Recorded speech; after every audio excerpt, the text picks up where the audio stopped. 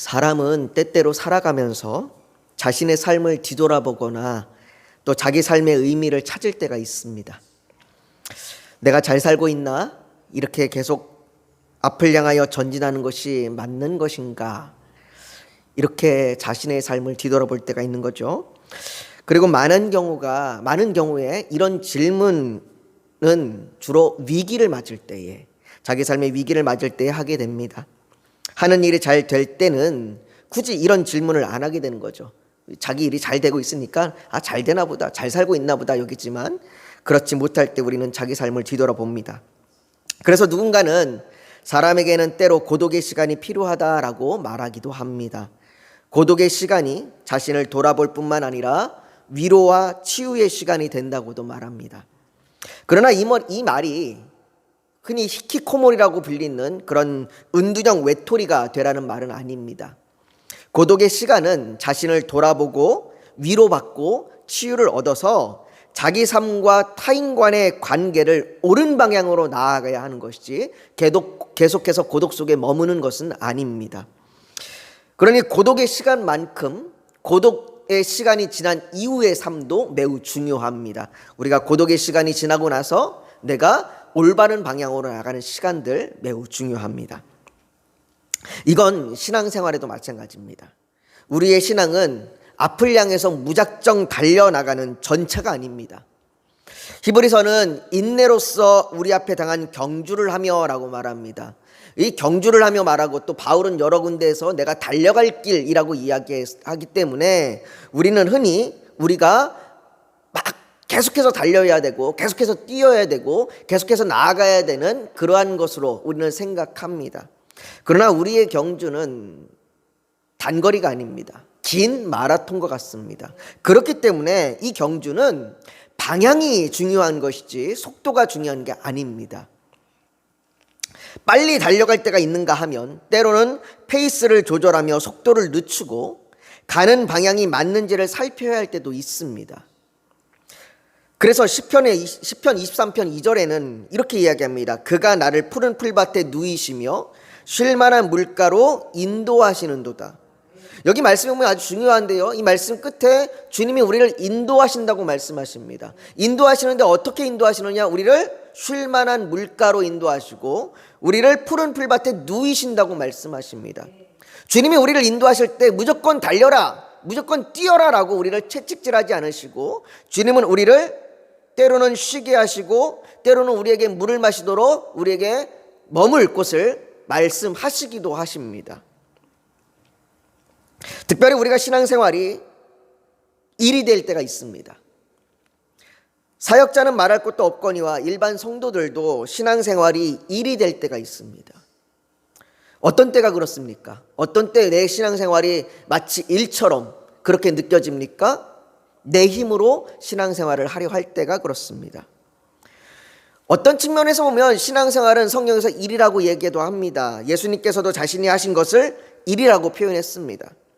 요한복음 5장 17절에 보면 예수께서 그들에게 이르시되 내 아버지께서 일하시니 나도 일한다라고 말씀하셨습니다. 그러나 예수님은 자신의 힘과 자기 뜻대로 일하시지 않으셨습니다. 요한복음 14장 31절에는 오직 내가 아버지를 사랑하는 것과 아버지께서 명하신 대로 행하는 것을 세상이 알게 하려 함이로다 라고 아버지의 뜻대로 일하셨습니다.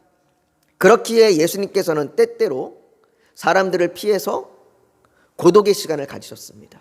예수님은 때때로 사람들을 벗어나서 홀로 계시는 시간들을 가지셨습니다. 나로 한적한 곳에 나아가 기도하셨습니다. 우리가 신앙생활에 고독의 시간이 필요한 이유는 바로 신앙생활이 자기 일이 되지 않아야 하기 때문입니다. 우리가 이 고독의 시간이 없으면 마치 신앙생활이 일처럼 느껴집니다. 하나님의 일이 아닌 내 일처럼 말이죠. 특별히 사역자들이 신앙생활과 사역이 자기 일이 될 때, 그가 하는 일이 잘 되든 못 되든, 교회가 크게 성장하든 성장하지 못하든 자기가 일이 될 때는 그건 위기입니다. 교회가 성장하고 있다고 해서 신앙생활이 내 일이 되면 상관이 없는 것이 아닙니다. 교회가 성장해도, 교회가 잘 되고 있는 것처럼 보여도 마치 말씀을 전하는 것이, 내가 하는 것이 내 일처럼 느껴지기 시작하면 그건 위기입니다. 그때 고독의 시간이 필요합니다. 만약 교회가 성장하고 모든 것이 잘 되고 있다면 스스로 그 시간의 필요를 느끼지 못할 겁니다. 그래서 때로는 하나님께서 우리를 잠시 멈추게 하기도 합니다. 그리고는 물으십니다. 혹은 또 스스로에게 질문하게 합니다. 지금 내가 서 있는 곳이 맞는가? 지금 내가 서 있는 이곳이 내가 잘 서 있는 곳인가? 하고 말이죠. 오늘 우리가 읽은 본문에도 하나님의 그 질문이 나타납니다. 오늘 본문 9절을 한번 보십시오. 9절에 이렇게 이야기합니다. 엘리야가 그곳 굴에 들어가 거기서 머물더니 여호와의 말씀이 그에게 임하여 이르시되 엘리야야 내가 어찌하여 여기 있느냐. 또 똑같은 질문이 13절에도 반복하여 나옵니다. 엘리야가 듣고 겉옷으로 얼굴을 가리고 나가 굴 어귀의 섬에 소리가 그에게 임하여 이르시되 엘리야야 내가 어찌하여 여기 있느냐. 여기 하나님은 엘리야 선지자에게 내가 어찌하여 여기 있느냐 하고 계속해서 묻고 계십니다. 왜 하나님께서 엘리야 선지자에게 이 질문을 던지시는 것일까요? 엘리야 선지자가 하나님에 대하여 어떻게 인식하고 있는지를 돌아보라고 말하고 있는 겁니다. 열왕기상 18장에 엘리야 선지자는 갈멜산에서 엄청난 일을 해냈습니다. 바알과 아세라 선지자들과 싸움에서 승리했고 기손 시내에서 그들을 처단했고, 그리고 그가 기도할 때에 3년 동안 3년 반 정도 되는 그 시간 동안 비가 내리지 않던 그곳에 비가 내렸습니다. 그리고 가뭄이 끝났습니다. 그런데 19장으로 넘어오면서 갑자기 분위기가 바뀌고 그의 인생에 위기가 찾아옵니다. 19장 2절을 보면 19장 2절에 이렇게 이야기합니다. 이세벨이 사신을 엘리야에게 보내어 이르되 내가 내일 이맘때에는 반드시 내 생명을 저 사람들 중 한 사람의 생명과 같게 하리라. 그렇게 하지 아니하면 신들이 내게 벌 위에 벌을 내림이 마땅하니라 한지라. 지금 이 이세벨이 내가 엘리야를 죽이겠다라고 자신의 신을 걸고 맹세하고 있는 겁니다. 이렇게 엘리야 선지자의 목숨이 위협받게 됩니다.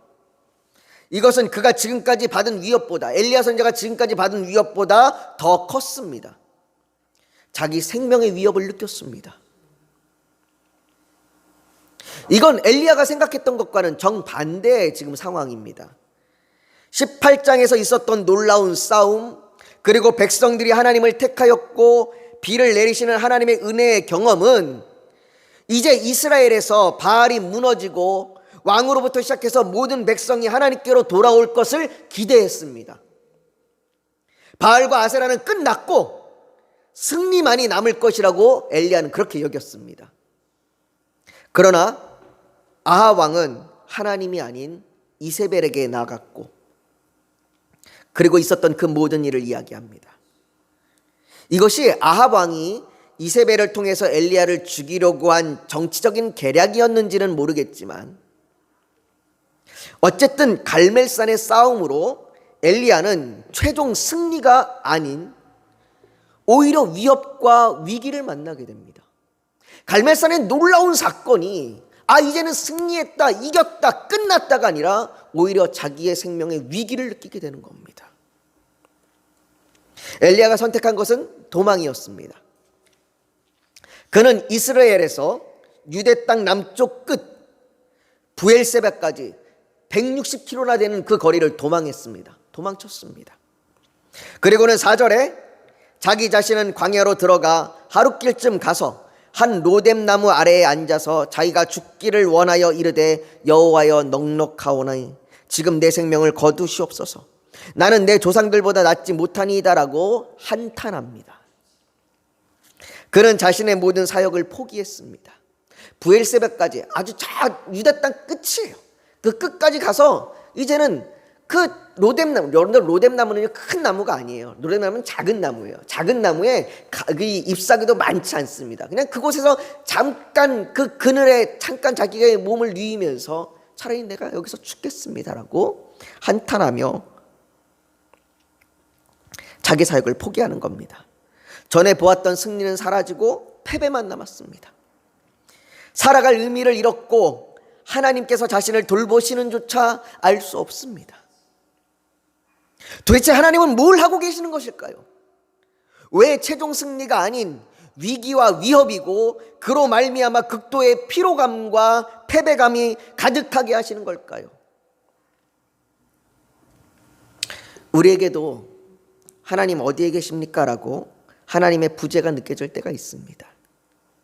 잘 되던 사업이 갑자기 위기를 겪게 되고 부흥하던 교회가 한순간 위기를 겪게 되는 때가 있습니다. 갑자기 찾아온 질병으로 건강의 위기가 옵니다. 사랑하는 사람의 갑작스런 죽음은 하나님을 원망하고 싶을 만큼 절망을 주기도 합니다. 왜 달려가던 길에 걸려 넘어지게 하십니까? 엘리야 선자는 목숨의 위협을 느껴 도망하였으나 차라리 죽는 것이 더 낫다고 여길 만큼 길을 잃은 겁니다. 그는 길을 잃어버렸습니다. 하나님을 잃어버렸습니다. 그런데 7절을 보십시오. 여호와의 천사가 또다시 와서 어루만지며 이르되 일어나 먹으라 내 갈 길을 다 가지 못할까 하노라 하는지라. 하나님께서는 길을 잃은 것 같은 엘리야 선자를 쉬도록 먹도록 인도하시고는 그에게 가야 할 길이 있다고 말씀하십니다. 아직 더 가야 할 길이 남아있다고 말합니다. 아직 더 가야 할 길이 남았다. 엘리야 선자는 40일을 밤낮으로 걸어가서 호렙산에 이릅니다. 호렙산은 모세가 하나님과 만난 곳이요 이스라엘 백성에게 하나님께서 임재하신 곳이고 하나님의 율법과 말씀이 전해진 곳입니다. 그렇기 때문에 이 호렙산은 가지고 있는 그 의미가 매우 큽니다. 엘리야 선자가 가야 하는 길은 대단한 업적과 일을 하기 위해 가는 곳이 아닙니다. 그가 가야 하는 길은 하나님을 만나야 하는 곳입니다. 그는 호렙산에서 하나님을 만나야 합니다.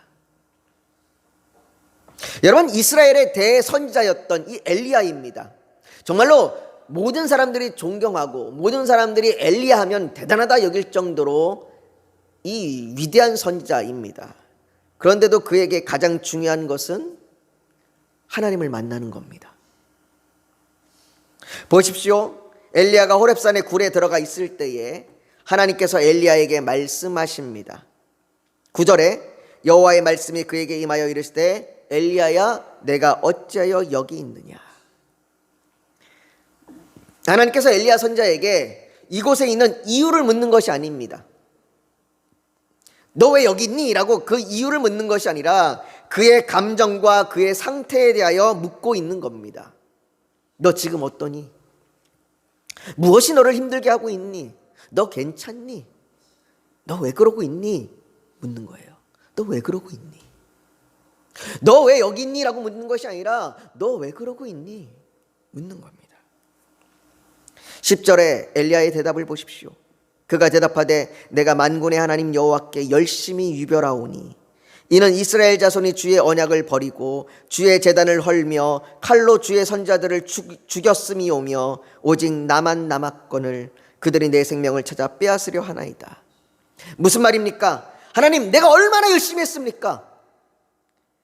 내 열심히 유별할 정도로 나는 열심히 했습니다. 최선을 다했습니다. 얼마나 대단한 일들을 해냈습니까? 내가 하나님의 일에 최선을 다하지 않았습니까? 그런데 내 열심이 무슨 의미가 있습니까? 내가 열심히 한 것이, 내가 최선을 다한 것이 무슨 의미가 있습니까? 결과는 승리가 아니라 위협과 두려움뿐입니다. 내가 열심을 다했고 놀라운 기적들이 나타났고 놀라운 일이 갈멜산에서 벌어졌지만 여호와 하나님이여 이스라엘 백성들은 여전히 하나님을 멀리하고 있습니다. 이스라엘 자손들이 주의 언약을 버렸고 그들이 주의 제단을 헐어버렸습니다. 나만 홀로 남았습니다. 다 끝났습니다. 지금 엘리야가 이렇게 말하고 있는 겁니다. 오직 나만 남았거늘. 이 오직 나만 남았거늘 이라는 말에 엘리야 선자의 한숨과 절망이 그리고 하나님에 대한 원망이 느껴집니다. 우리도 위기를 직면할 때 하나님마저도 나를 외면하시고 오직 나만 남았다라고 느껴질 때가 있습니다. 하나님 뜻대로 살았는데 사업은 나아지지 않고 자녀들은 어긋나고 가족들의 그 얼굴에는 근심이 쌓이는 것을 보면서 오직 나만 남았다라고 느껴집니다. 하나님의 사역을 열심히 해도 달라지는 것이 없고 성도들은 떠나가고 건강은 악화되며 삶은 궁핍해져서 아내와 자녀에게 아무것도 해주지 못하는 것을 볼 때 오직 나만 남았다라고 느껴집니다. 오직 나만 남았다라고 말하는 엘리야 선지자에게 하나님께서는 여호와 앞에 산에 서라라고 말씀하시고 엘리야 앞을 지나가십니다. 하나님께서 엘리야 앞을 지나가시는데 근데 11절과 12절에 보면요 성경에 이렇게 말합니다. 우리 한번 11절과 12절 한번 보시고 우리 한번 같이 한번 읽어볼까요? 11절과 12절을 같이 읽습니다. 시작. 여호와께서 이르시되 너는 나가서 여호와 앞에서 산에 서라 하시더니 여호와께서 지나가시는데 여호와 앞에 크고 강한 바람이 산을 가르고 바위를 부수나 바람 가운데 여호와께서 계시지 아니하며 바람 후에 지진이 있으나 지진 가운데에도 여호와께서 계시지 아니하며 또 지진 후에 불이 있으나 불 가운데에도 여호와께서 계시지 아니하더니 불 후에 세미한 소리가 있는지라. 여기 지금 반복해서 나오는 말이 있습니다. 여호와께서 계시지 아니하더라. 여호와께서 계시지 아니하며 여호와께서 계시지 아니하며라고 말합니다. 강한 바람 가운데에도 지진 가운데에도 불 가운데에도 여호와 하나님께서 계시지 않습니다. 천지가 흔들리는 대단한 일이 일어나는데 그 가운데 하나님이 계시지 않습니다. 우리는 엄청난 하나님의 일을 바라고 하나님의 강한 심판으로 모든 적을 쓸어버리기를 바라고 엄청난 기적과 표적이 일어나며 부흥과 역사가 일어나기를 바랍니다. 그런데 하나님께서는 엘리야 선지자에게 그런 엄청난 일들에 주목할 것이 아니라 거기에 여호와 하나님이 계시지 않으니 그 일에 주목할 것이 아니라 그 후에 불 후에 세미한 소리가 있는지라 라고 하는 그 세미한 소리를 들으라고 말합니다. 사랑하는 성도 여러분, 대단한 일에 눈을 빼앗겨 세미한 소리를 놓치지 않기를 소망합니다. 대단하게 큰 교회, 엄청나게 큰 교회들을 바라보면서 하나님의 소리에 귀를 닫지 않기를 바랍니다. 우리는 대단한 일이 아닌 하나님의 말씀에 귀를 기울이고 그 말씀을 통해 하나님을 만나야 합니다. 이 세미한 소리는 때로는 침묵의 소리라고도 불리기도 합니다. 하나님께서 아무 응답이 없는 것 같은 그때, 하나님께서 아무 소리도 하시지 않는 것 같은 그때에 우리에게 마음속에 또는 성경을 통해서 주시는 그 말씀에 귀를 기울여야 합니다. 그 세미한 소리는 엘리야에게 다시 묻습니다. 13절에 소리가 그에게 임하여 이르시되 엘리야야 내가 어찌하여 여기 있느냐. 9절과 똑같은 질문입니다. 왜 하나님께서 똑같은 질문을 다시 반복해서 묻고 계시는 것일까요? 엘리야가 여전히 무엇을 바라보고 있는지를 묻고 계시는 겁니다. 엘리야야 너 여전히 뭘 보고 있니? 엘리야는 10절과 똑같이 답합니다. 10절과 똑같이 하나님 내가 오직 나만 남았습니다라고 똑같이 대답합니다. 그가 하나님의 소리를 들었어도 그는 여전히 자신이 혼자 남았다고 여깁니다. 여전히 하나님이 아닌 자기 자신을 보고 있는 거죠. 그런 엘리야에게 하나님께서 15절에 보면 그에게 이르시되 너는 내 길을 돌이켜 광야를 통하여 다메섹으로 가서라고 말씀하십니다. 다시 돌아가라고 말이죠. 다시 돌이켜 돌아가라. 그가 열심을 다했던 곳으로, 때로는 실망감을 느끼고 슬픔을 느꼈던 그 현장으로, 위기를 느꼈던 그곳으로 돌아가라고 말합니다. 하나님 나만 홀로 남았습니다. 하나님 어째요 내가 이렇게 위기를 당하고 내가 위협을 당합니까? 하나님 어디 계십니까? 나만 홀로 남았습니다라고 얘기하는 그곳으로 다시 돌아가라고 말합니다. 다시 돌아가서 그곳에서 다시 그 길을 가라고 말씀하십니다. 그러나 18절에 하나님께서는 그를 그냥 보내지 않으십니다. 엘리야를 보낼 때에 다시 돌아가라 말씀하실 때 그냥 보내지 않으시고 18절에 이렇게 이야기합니다. 우리 한번 18절 말씀을 같이 한번 읽어볼까요? 18절을 같이 읽습니다. 시작. 그러나 내가 이스라엘 가운데에 7,000명을 남기리니 다 바울에게 무릎을 꿇지 아니하고 다 바알에게 입맞추지 아니한 자니라. 하나님 오직 나만 남았습니다라고 얘기하는 그 엘리야의 손자에게 하나님이 말씀하십니다. 아직 7,000명이 남았다. 바알에게 무릎 꿇지 않은, 바알에게 입맞추지 아니한 7,000명이 남았다라고 말씀하십니다. 뭘 말씀하시는 겁니까? 네가 홀로 있는 것이 아니다. 오직 너만 있는 것이 아니다. 7,000명이 내가 너에게 함께한다. 하나님께서는 7,000명을 통해서 함께하심을 보여주고 계시는 겁니다. 엘리야야, 네가 뭘 보고 있니? 대단하게 큰 일, 대단하게 큰 업적을 보지 말고 내가 너와 함께함을 봐라. 여러분, 엘리야 선지자, 이 대단한 선지자도 믿음이 이렇게 흔들렸어요. 믿음이 흔들리고 하나님 앞에 원망하고 저절하고 홀로 남았다라고 눈물을 흘렸습니다. 그러나 하나님이 그에게 함께 하신다고 말씀하십니다. 사랑하는 성도 여러분, 우리도 때로는 오직 나만 남았다라고 여겨질 때가 있습니다. 과거의 큰 은혜에 비해, 과거의 큰 업적에 비해, 과거에 내가 이랬는데, 과거에 내가 이렇게 큰 은혜를 받았었는데, 과거에 내가 이런 대단한 일을 했었는데 라고 얘기하는 과거의 큰 은혜에 비해 지금은 초라한 것 같고 하나님이 외면하신다는 마음이 들 때도 있습니다. 나이가 들어 노년이 되면 이제는 모든 것이 다 빠진 것 같고 모든 것이 다 잃어버린 것 같아서 하나님이 나만 홀로 내버려둔 것 같은 때가 있습니다. 하나님의 뜻대로 사는 것이 피곤하고 억울한 것 같은 마음이 들 때가 있습니다. 그래서 차라리 하나님의 큰 역사가 나타나기를 소망합니다. 그러나 하나님께서는 우리에게 큰 역사를 바라보는 것이 아닌 하나님을 바라보라고 말씀하십니다. 자신의 세미한 소리에, 때로는 침묵의 소리에 귀를 기울이라고 말씀하십니다. 그래서 우리가 홀로 가는 것이 아닌 하나님의 인도하심으로 때로는 달려가고 때로는 쉬고 때로는 잠시 멈추더라도 하나님의 그 함께 하심을 경험하며 살아가는 저와 여러분이 되기를, 그런 성도가 되기를, 그런 우리가 교회가 되기를 예수님의 이름으로 축복합니다.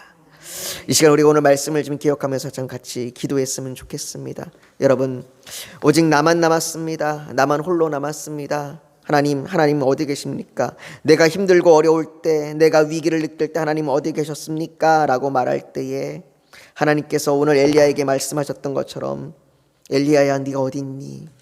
네가 어디에 있니? 말씀하셨던 것처럼 우리에게 말씀하십니다. 하나님, 너 지금 괜찮니? 너 지금 뭘 보고 있니? 네가 오직 홀로 있는 것 같지만 그렇지 않다. 내가 너와 함께한다. 7,000명을 남겨둔 것처럼 내가 너와 함께한다. 주님이 우리에게 그 말씀하십니다. 그러니 우리가 다시 있었던 자리로 돌아가 그곳에서 다시 우리가 달려갈 수 있는 그 힘을 달라고, 그 위로함을 달라고, 또 다시 달려가겠다고 우리가 이 시간 결단하면서 같이 주님 앞에 기도하며 나아가기를 소망합니다. 우리 같이 기도하겠습니다. 거룩하신 아버지 하나님, 이 시간 우리를 붙들어 주셔서 오직 나만 남았습니다. 오직 나만 남았습니다. 하나님, 나 홀로 있는 것 같습니다. 하나님, 내가 힘들고 내가 절망 가운데 있습니다라고 말할 때에 하나님 우리에게 찾아와셔서 우리에게 쉬게 하시고 먹이시고 우리에게 하나님 그 음성을 들려주셔서 우리가 하나님을 만나고 다시 우리의 사역지로, 다시 우리의 믿음의 자리로 돌아가게 하여 주시옵시고, 아버지, 우리가 돌아갈 때 하나님의 만난 그 은혜 가운데 한 걸음 한 걸음 나아가게 하시고, 아버지, 하나님 우리가 홀로 가는 것이 아니라 하나님께서 우리를 향하여 함께 하심을 믿고 나아가게 하여 주시옵소서. 엘리야에게 7,000명을 허락하셨던 것처럼 우리에게도 믿음의 동역자들이 있고 함께 나아가는 자들이 있습니다. 아버지 하나님, 우리에게 힘을 주시고 위로하며 주시옵소서. 우리가 함께 모여 기도할 때에, 함께 예배할 때에 하나님의 그 놀라운 은혜가 임하여 주셔서 아버지 하나님 우리가 그 세미한 음성을 듣게 하시고 하나님을 만나게 하여 주시옵소서. 아버지 하나님, 우리가 주께 힘을 얻어 정말로 주님의 뜻대로 나아가게 하여 주시옵소서.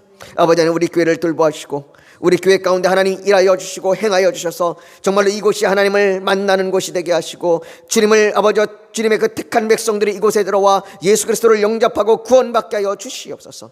아버지 하나님, 우리 성도들을 돌보아주셔서 우리 성도들의 영적인 문제와 육적인 문제와 정신적인 문제와 아버지 관계적인 문제 가운데에 흔들리지 않도록 믿음을 부어 주시옵소서. 오직 여호와 하나님이 우리의 힘이시며 여호와 하나님이 우리의 기르심을 믿고 나아가게 하여 주시옵소서. 아버지, 때로는 주저앉을지라도 때로는 넘어질지라도 다시 일어나 가게 하여 주시옵소서. 아버지, 우리의 기도 제목을 들어주길 원합니다. 각자의 필요들을 주 앞에 간구합니다. 아버지 하나님, 주께서 주의를 사랑하시는 자, 주의 뜻대로 부르신 자 모든 것이 합력하여 선을 이룬다 말씀하셨사오니 아버지 하나님, 주께서 모든 것이 합력하여 하나님의 뜻이 이루어질 수 있도록 우리의 기도 가운데 인내하게 하시고 힘을 주시고 인도하여 주시옵소서. 아버지, 주께서 이 저녁에 드리는 모든 기도 가운데 함께 하실 줄 믿으며 주께 온전히 바라며 소망하며 예수님의 이름으로 기도하옵나이다. 아멘.